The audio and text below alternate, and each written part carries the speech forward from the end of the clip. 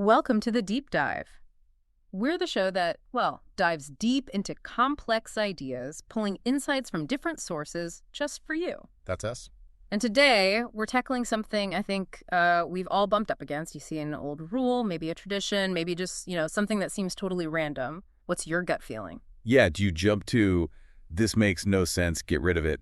Or do you pause and think, maybe there's a reason this thing is still here? Exactly. It's a really core question. And it connects directly to today's topic, a concept called Chesterton's fence. Ah, yes, G.K. Chesterton, the English author.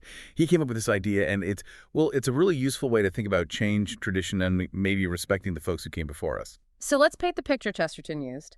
Imagine you're walking, you see a fence across a road, just there. You can't see why. Right. No obvious purpose. So your first thought might be, this is pointless, let's tear it down. Easy enough. But Chesterton hits the brakes.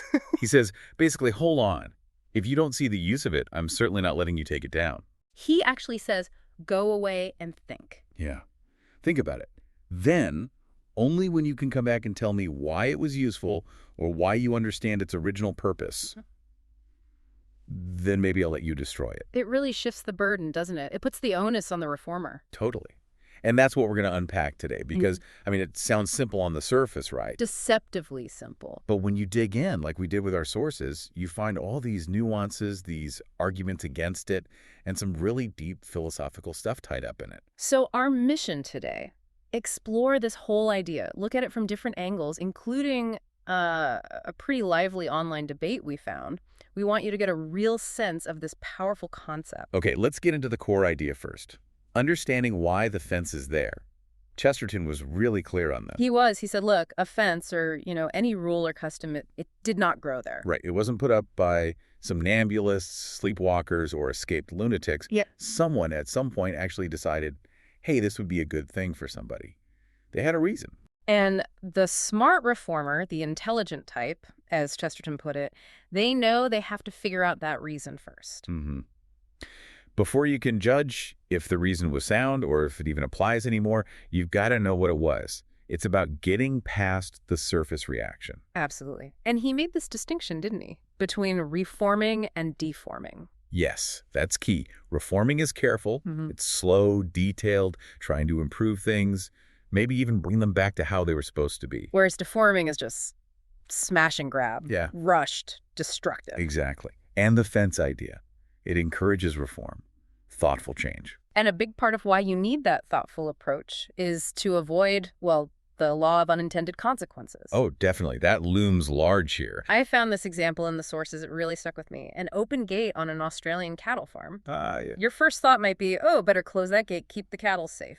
Seems helpful, right? Seems like the obvious thing to do, but maybe the farmer left it open on purpose.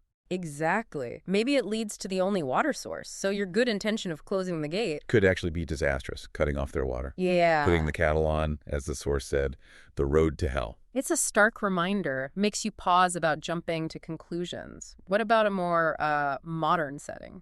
Well, think about software development. You see some old code, no comments, looks messy. Temptation is to just delete it, clean things up. Been there. Right. But if you don't know why it's there, what hidden dependency it serves, you could unleash chaos. Like the source mentioned, a shitstorm of middle-of-the-night on-call pages. Oof. Yes. Relatable for some of us. Or there's that figurative example, which is pretty powerful. Yeah. Tearing down a fence without knowing why it's there. Turns out it was keeping hungry lions out. Yikes. Yeah. The consequences are immediate and severe, and the lions, well, they don't care whether it was easy or hard for you to learn why it's there. Reality hits hard. Okay, so understanding the why is critical to Chesterton's point, but this is also where the sparks start to fly, because not everyone buys into this. Absolutely not. We found this Reddit thread, actually, where someone laid out 5 specific reasons why they disagree with the logic of Chesterton's fence. Right. This is where we get into the counterarguments. What was the first one? Reason number 1. What about when a law actually harms people? The example given was Jim Crow laws. Okay. The argument is, look, these laws treated people horrifically based on skin color. Do you really need to understand the twisted historical reasons why racists put them in place to know that getting rid of them is morally right and beneficial? It's a strong point. The harm seems self-evident. You don't need a history lesson to see the injustice. That's the claim. Morality can be clear. regardless of the why. Okay, what was reason two? Reason 2, the mystery of the fence. What if you literally can't find out why the fence was built? Like the information is just lost. Exactly. Yeah. The builder died, took the secret with them. It's a mystery of the universe. Does the principle still hold if finding the reason is impossible? Are you stuck with the fence forever just because you can't uncover its origin story? Good question. What about 3 and 4? They seemed linked. Yeah, points 3 and 4 were about a perceived double standard and self-contradiction. Okay, how so? The challenger argued that the fence principle puts all the burden on the person wanting change. They had to figure out the justification for keeping the fence, even if they disagree with it. While the people who want to keep the fence. They're apparently under no obligation to defend their own logical position. The critics summed it up almost like, if you can't argue for my position, keeping the fence, then my position must be right, which feels off. Yeah, it sounds like the reformer has to do all the intellectual heavy lifting, even defending the status quo they oppose. That does seem like a potential double standard. And that leads straight into their 5th reason. It's a cop-out. A cop-out. Yeah. The argument is, look, if there's a good reason to keep the fence, shouldn't the person who supports keeping it just tell me?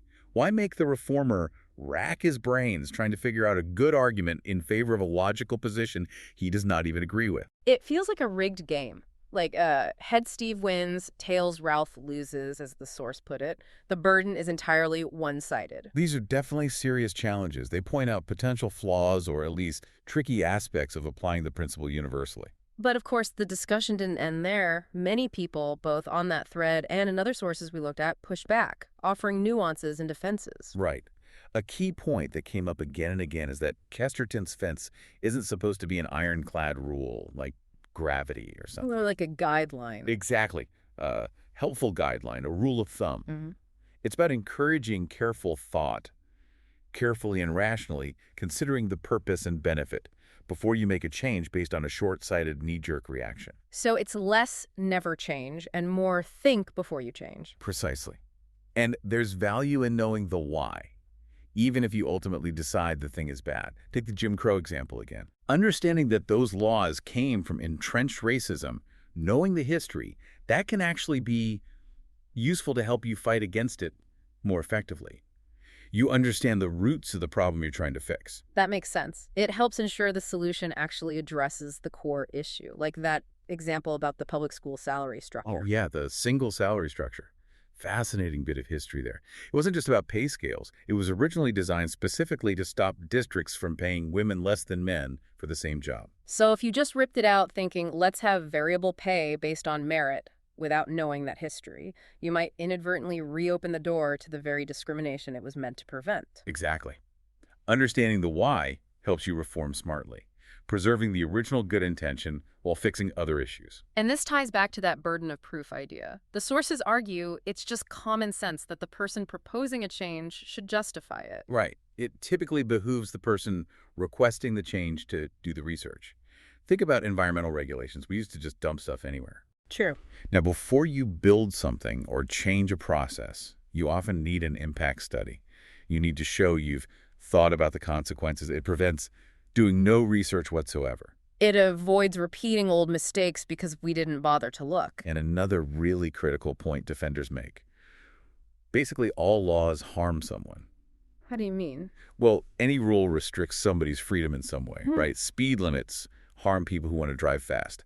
Taxes harm people by taking their money. Okay, I see. So the real question isn't if a law causes harm, but whether that harm is outweighed by much greater benefits to other people or to society in general, and to make that judgment. You need the context. You need to understand the purpose, the history, the trade-offs involved. Exactly. Yeah. Which brings us back to needing to understand the fence. There's also this related idea, the Lindy effect. What's that about? Ah, the Lindy effect. It's the idea that the longer something non-perishable, like an idea, a technology, a tradition has been around, the longer its future life expectancy is likely to be. So if something's lasted 100 years, it's more likely to last another 100 years than something that just popped up yesterday. Sort of, yeah. It suggests a certain robustness.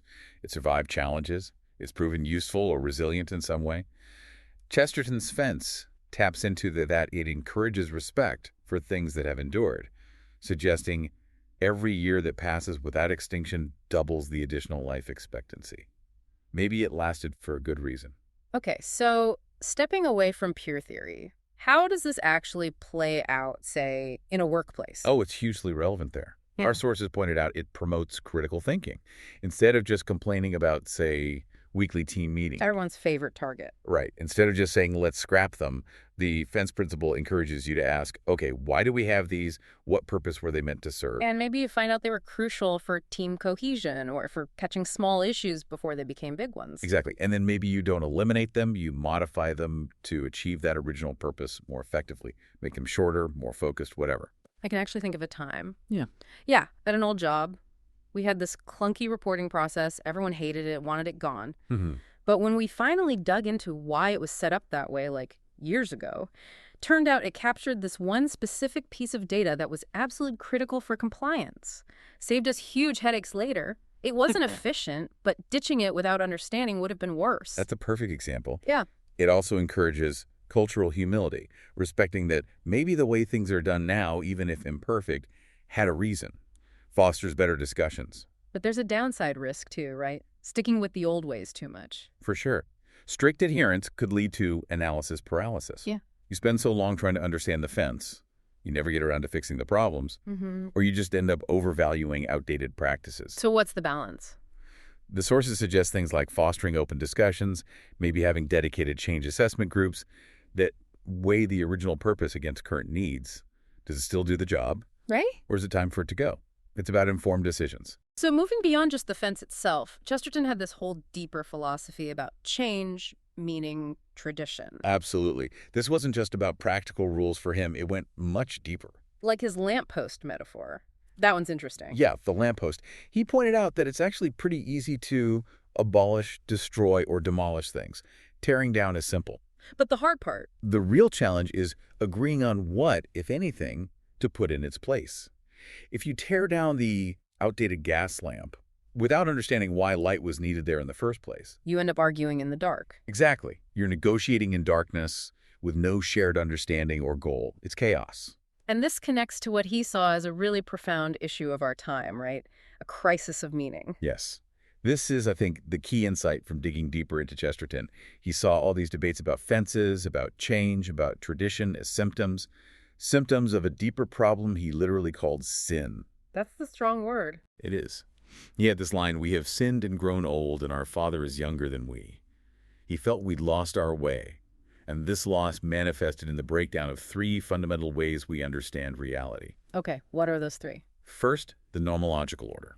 That's basically our grasp of reason, law, cause and effect. He saw a loss of coherent worldviews, where everything gets reduced to just material stuff. And the source mentioned video games here. Yeah, as an interesting, maybe slightly provocative example. Video games offer these perfect, logical rule sets, right? Everything makes sense within the game world. And sometimes that predictable logic can feel more compelling, more real, than the often confusing reality outside the game. It's like an ersatz simulation of order. Okay, what's the second order? The narrative order. This is about stories, mythos, the big pictures that give our individual lives meaning. Chesterton saw a decay here, a loss of the grand narratives. Leading us to grasp onto. Micro-narratives, as the source put it. Smaller stories, maybe less coherent ones. And again, video games often step into that gap, providing a clear structure, a purpose, a hero's journey that people crave. Fulfilling a need that maybe isn't being met elsewhere. And the third. The normative order. This is about values, ethics, our sense of right and wrong, and crucially, the idea of moral progress, like leveling up through becoming a better person, through virtue. He felt this sense of connection to moral reality was weakening. So if our understanding of reason, story, and values is breaking down, it's no wonder we argue about fences. We don't even agree on the foundations. That's Chesterton's point. How can we agree on societal rules if our fundamental orders are collapsing? But he didn't just diagnose. He offered a way forward, a hermeneutic of redemption. A way of understanding things to fix them. Essentially, yes. A way to interpret the world that allows for healing and finding meaning again. He critiqued what he called thinking backwards, starting with your conclusion and forcing the evidence to fit. Instead of starting with the thing itself, trying to understand it. Exactly. He advocated for humility, a paradoxical stance, acknowledging that something else may be wiser than he is. Like maybe that old fence does know something you don't. And he had this idea about repetition. Yeah. That it wasn't boring, but vital. Yes, the power of repetition. He famously said something like, God says every morning, do it again to the sun. Creation isn't static. It's a constant act of renewal. Like keeping a White House white requires constant painting. Precisely. It's a revolution in the sense of constantly returning to and recreating your ideal. Progress isn't just discarding the old. It's often about actively maintaining the good. And this connects to his idea about love, right? You have to. Love things first and improve afterwards.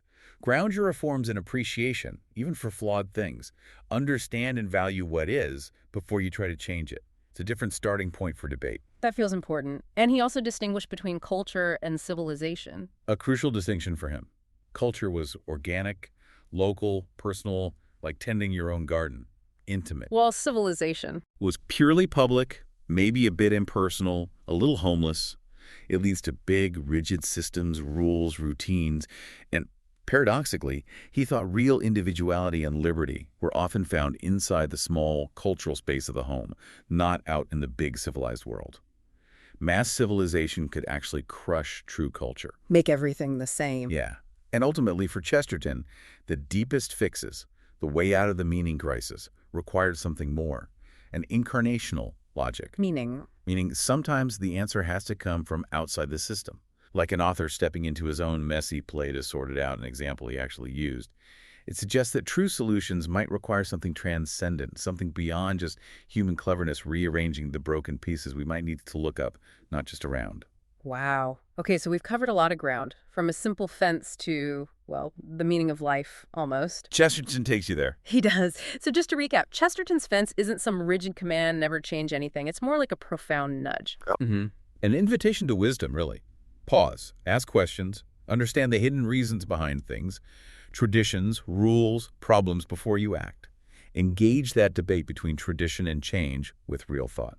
And this deep dive, I think, shows that this debate, preserving versus changing, it's not just about what's efficient or convenient. Not at all. Yeah. It taps into fundamental questions. What does it mean to be human? How do we build a society that actually works, that flourishes? What gives life meaning? So as you go about your week, navigating your own world, here's a final thought to chew on, straight from Chesterton. A dead thing can go with the stream, but only a living thing can go against it. Think about that. What streams, maybe assumptions, trends, ways of doing things are you just going along with? And what streams might you need to push against? And maybe more importantly, do you understand where those streams even started or where they're heading? And what fences are you encountering? What structures or rules seem annoying or pointless? Could they maybe hold some wisdom you haven't uncovered yet? It's definitely something to think about. A question that could keep you busy for a while.